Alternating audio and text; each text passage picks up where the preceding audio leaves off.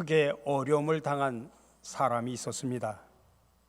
이제 더 이상 세상을 살아갈 힘도 없었습니다.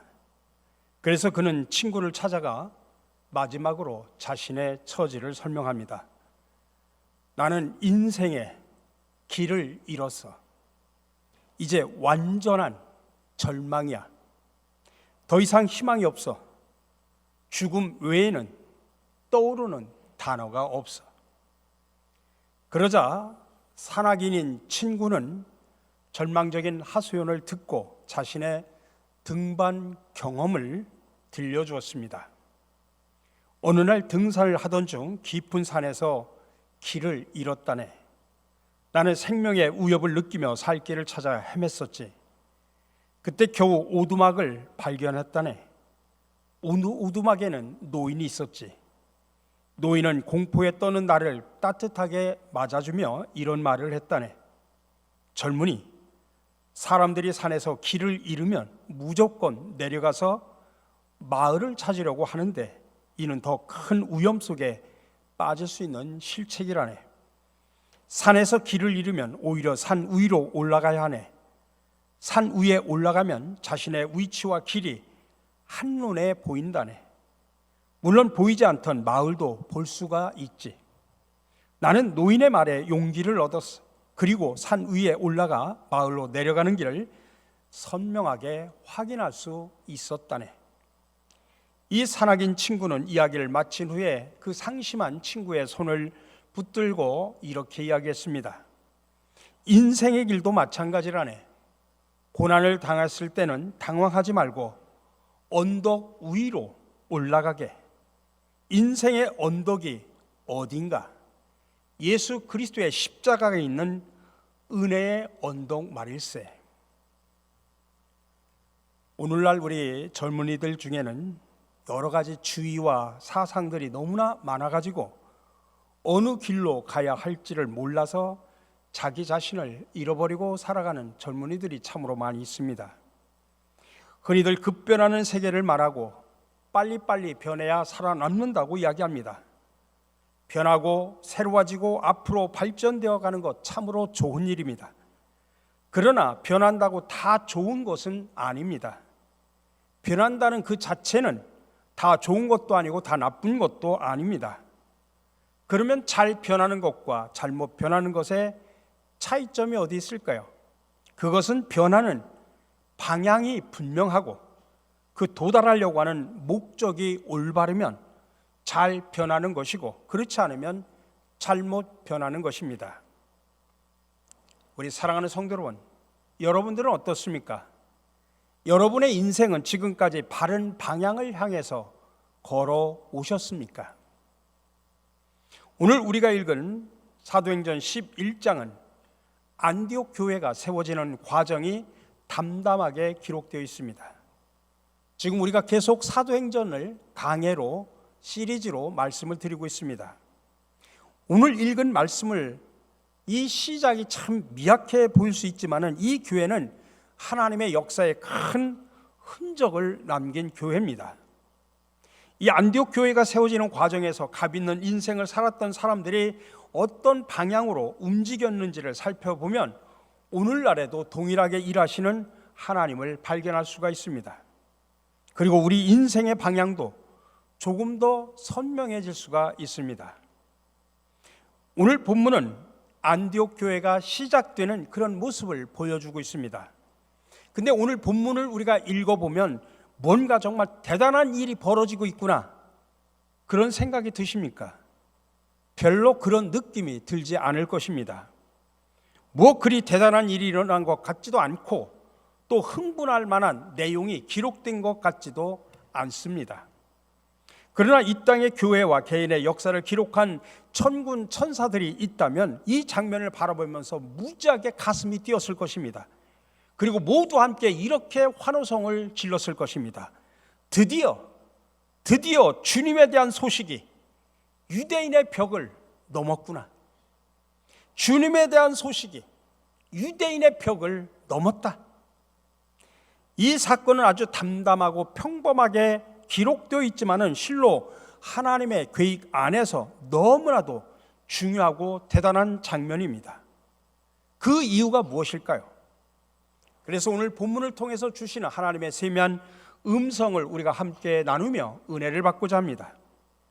첫 번째로 하나님은 역사의 기획자이시고 연출가이심을 발견하게 됩니다. 하나님은 인간을 창조하고 인간과 뜨거운 사랑을 나누기를, 또 친밀한 교제를 나누며 살기를 원하셨습니다. 그러나 죄된 인간은 하나님을 떠나고 하나님을 알지 못하게 되었을 때 하나님은 가슴 아파하시지만 그것을 그냥 보고만 있을 수가 없었습니다. 인간을 너무나 사랑하신 하나님은 이렇게 망가져가는 세상을 회복시키시고 인류 전체를 구원하려고 하는 계획을 가지셨습니다. 이것이 바로 하나님이 기획하신 역사이고 이것은 창세기 12장에서 시작이 됩니다. 하나님은 한 사람 아브라함을 부르셔서 그를 통해 한 민족을 이루게 하시고 그 민족을 통해 메시아가 나오게 하셔서 그 메시아를 통해 전 세계를 구원코자 하신 것입니다. 창세기 12장 3절에서 하나님은 아브라함을 축복하시면서 이렇게 말씀하십니다. 땅의 모든 족속이 너로 말미암아 복을 얻을 것이라. 땅의 모든 족속이, 여러분, 하나님은 아직 민족은커녕 후손도 없는 아브라함을 바라보면서 세상의 모든 족속을 지금 하나님은 머리에 그리고 계셨던 것입니다. 그로부터 오랜 역사 후에 예수님이 이 땅에 오셨습니다. 이 땅에 오신 예수님은 세상 끝까지 모든 민족에게 자신의 사랑을 전하고자 하시는 그 하나님의 마음을 그대로 예수님도 품으셨습니다. 그래서 그는 제자들에게 이렇게 말씀하셨습니다. 이 천국 복음이 모든 민족에게 증언이 되기 위하여 온 세상에 전파되리니 그제야 끝이 오리라. 그리고 이 세상을 떠나실 때 마지막으로 하신 유언의 말씀도 하나님의 관심사가 그대로 담겨져 있습니다. 너희는 가서 모든 민족을 제자로 삼아 모든 것을 가르쳐 지키게 하라고 말씀하셨습니다. 사도행전에서도 하늘로 승천하시는 예수님이 제자들에게 똑같은 명령을 하십니다. 오직 성령이 너희에게 임하시면 너희가 권능을 받고 예루살렘과 온 유다와 사마리아와 땅 끝까지 이르러 내 증인이 되리라. 여러분, 이게 바로 성경 전체를 통해서 하나님이 나타내 보이신 하나님의 관심사입니다. 이것이 바로 역사를 이끄시는 하나님이 이 땅을 바라보면서 계획하신 것입니다. 땅 끝에 이르기까지 모든 민족이, 모든 사람이 하나님의 사랑을 경험하고 또 새로운 피조물이 되어 다른 종류의 삶을 살게 하는 것, 하나님은 이렇게 역사를 기획하시고 연출하신 것입니다. 그로부터 주후 29년에서 30년쯤에 예루살렘에서 성령이 임하시는 역사가 일어났습니다. 그로 인해 수많은 사람이 예수를 믿게 되고 드디어 교회가 생겨납니다. 사도행전 2장에서 6장까지는 이미 우리가 살펴봤지만 이 교회가 어떻게 성장해 나갔는지를 다룬 이야기가 기록되어 있습니다. 하지만 예루살렘과 유다 지역에서만, 그 안에서만 열심히 활동을 하고 있었습니다. 그러다가 7장에 이르러 이 과격한 설교를 했던 스데반이 돌에 맞아 순교하는 사건이 일어납니다. 이 스데반의 사건으로 교회에 본격적으로 큰 핍박이 일어나자 그로 인해 사도들만 예루살렘에 남고 나머지 모든 교인들은 전부 사방으로 뿔뿔이 흩어지게 됩니다. 드디어 복음이 사마리아에도 전파되는 일이 일어나기 시작합니다. 특별히 빌립이 사마리아에서 복음을 전하고 이디오피아 네시아에게도 복음을 전합니다. 그러다 9장에 이르러서 스데반이 죽었을 때 증인이었던 사울이라는 청년이 예루살렘에서 멀리 떨어져 있는 다메섹으로 가다가 예수님을 만나는 극적인 이야기가 나옵니다. 그래서 그는 회심하고 즉시 다메섹 회당으로 가서 복음을 전하기 시작합니다. 나중에 사도행전 후반부로 가면 알 수 있겠지만은 이 사울은 바울로 변화되어 복음이 이방인에게 전하되는데 아주 중요한 역할을 한 사람입니다. 그리고 난 다음에 갑자기 9장 32절부터 다시 사도인 베드로에 대한 이야기로 되돌아옵니다. 사울이 예수님을 만났을 때쯤 베드로는 룻다와 욥바에서 사역을 하고 있었습니다. 거기서 애니아라는 중풍병자를 고쳤고 욥바에서는 다비다라는 죽은 여인을 살려냅니다. 그리고 그곳에서 잠시 머물러 있었습니다. 이 즈음에 가이사랴에 백부장 고넬료라는 로마 군인이 등장합니다. 10장의 이야기입니다. 그리고 그와 가정과 식솔들이 복음을 믿고 성령이 임합니다. 그러자 그 이야기가 예루살렘 교회로 전달이 되자 예루살렘 교회는 혼란에 빠집니다. 사도 베드로가 이방인의 집에 들어가서 복음을 전하고 그들에게 세례를 주었다니. 그래서 베드로는 그렇게 혼란에 빠진 예루살렘 교인들에게 지금까지 있었던 일을 차분하게 설명을 합니다. 베드로의 이야기는 10장에 나오는 이야기와 거의 똑같이 반복이 됩니다. 성경에 똑같이 이야기가 반복된다는 이야기는 중요한 사건이었다는 이야기입니다. 이 이야기에 이어서 오늘 본문인 11장 18절이 나오는 것입니다. 그들이 이 말을 듣고, 다시 말하면 예루살렘 교회에 있는 많은 성도들이 베드로가 이방인의 집에 들어가서 복음을 전하고 세례를 줬다고 하는 이 말을 듣고 잠잠하여 하나님께 영광을 돌려 이르되 그러면 하나님께서 이방인에게도 생명 얻는 회개를 주셨도다 하니라, 이렇게 고백합니다.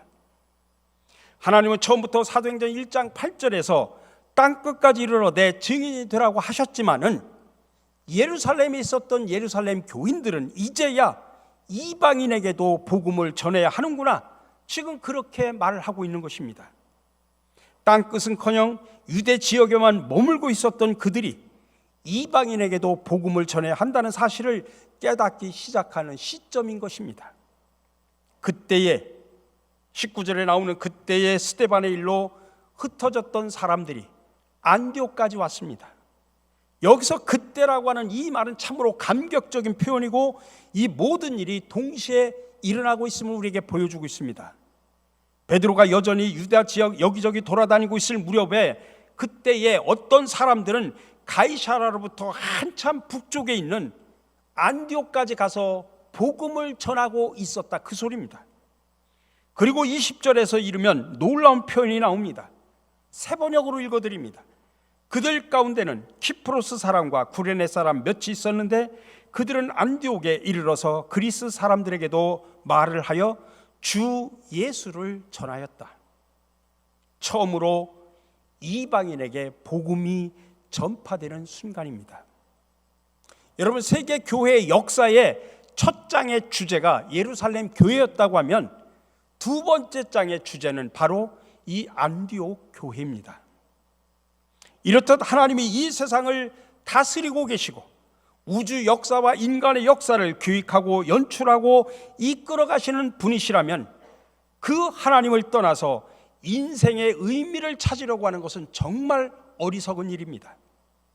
그러므로 우리 인생도 하나님의 전체적인 그림 안에 두어야 합니다. 역사 전체를 이끌어가고 계시는 하나님의 시각에 내가 있어야 할 자리, 그 자리에 내가 있을 때 그때서야 내 인생에 의미가 있는 것입니다.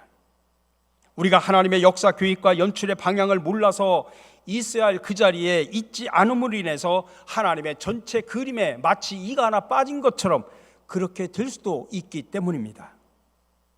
자, 그렇다면 역사의 기획자이시고 연출가이신 하나님의 손에 자기 자신의 인생을 맡기는 사람들은 구체적으로 어떻게 살아가는 사람들일까요? 5가지로 이야기할 수 있습니다. 하나는 하나님을 알아가는 사람들입니다. 역사와 공동체를 이끌어 가시는 하나님을 제대로 알고 배우기 전에는 나의 삶을 이끄시는 하나님을 우리는 제대로 알 수가 없습니다. 근데 하나님을 가장 잘 알 수 있는 방법이 뭐냐? 그것은 성경을 읽고 배우고 묵상하는 것입니다. 우리가 하나님을 알아가는데 시간을 쓰지 않으면서 그분이 내 인생을 주도하리라고 기대하는 것, 여러분, 그것은 어불성설입니다. 그래서 우리 교회는 많은 성도들이 함께 말씀을 읽고 묵상하자고 하면서 주보의 새해 첫 주부터 성경 퀴즈를 지금까지 오늘까지 냈습니다. 처음에 많은 사람들이 동참을 했습니다. 오늘의 통계를 보니까 반으로 사람들이 줄었습니다.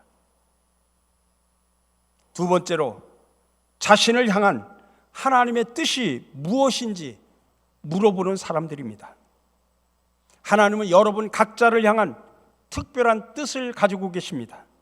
그리고 대부분의 경우 앞에서 이야기했던 것처럼 하나님을 알아가는 일에 우리가 충실히 해 나가면 자신을 향한 하나님의 특별한 뜻을 우리는 자연스럽게 알게 됩니다. 여러분이 바른 방향으로 의미 있는 인생을 살고 싶다면 끊임없이 여러분도 하나님에게 물어보시기 바랍니다. 내가 제일 잘하는 것이 무엇인지 한번 생각을 해보시고, 무슨 일을 내가 할 때 기쁨과 즐거움이 넘치는지 생각을 해보십시오. 하나님, 우리가 정말로 즐겁기를 원하시고 우리가 잘하는 것을 더 잘하게 되기를 원한다는 사실을 기억하시기 바랍니다. 세 번째로는 자신에게 맡겨진 작은 일에 충성하는 사람들입니다. 오늘 본문에 등장하는 키프로스 사람과 구레네 사람들은 안디옥에 가서 복음을 전할 때 자기들이 막 그렇게 대단한 일을 하고 있다고 전혀 그렇게 생각하지 않았을 것입니다. 하지만 하늘의 천군 천사들은 드디어 복음이 땅끝으로 가는구나 그러면서 뛰는 가슴을 안고 그 장면을 바라보고 있었을 것이 확실합니다. 여러분, 우리의 많은 일들이 그렇습니다. 죽을 때까지 내 인생의 의미가 무엇인지 확실히 모를 수 있습니다. 근데 여러분, 오늘 본문에 나오는 이런 사람들은 내가 하나님의 큰 그림을 알고 나서야, 그때서야 내가 움직이겠다, 그런 교만한 마음을 갖지 않았습니다. 그것을 다 모를지라도 자신에게 맡겨진 일에 최선을 다했을 뿐입니다. 그래서 에디스 셰퍼라는 분은 이런 말을 했습니다. 현실 생활에서 중요한 일은 북치고 꽹과리치며 다가오지 않는다. 당신이 지금 만나고 있는 사람, 당신이 지금 하고 있는 일, 당신이 지금 읽고 있는 책이 당신 생애의 가장 중요한 일이다. 그렇습니다.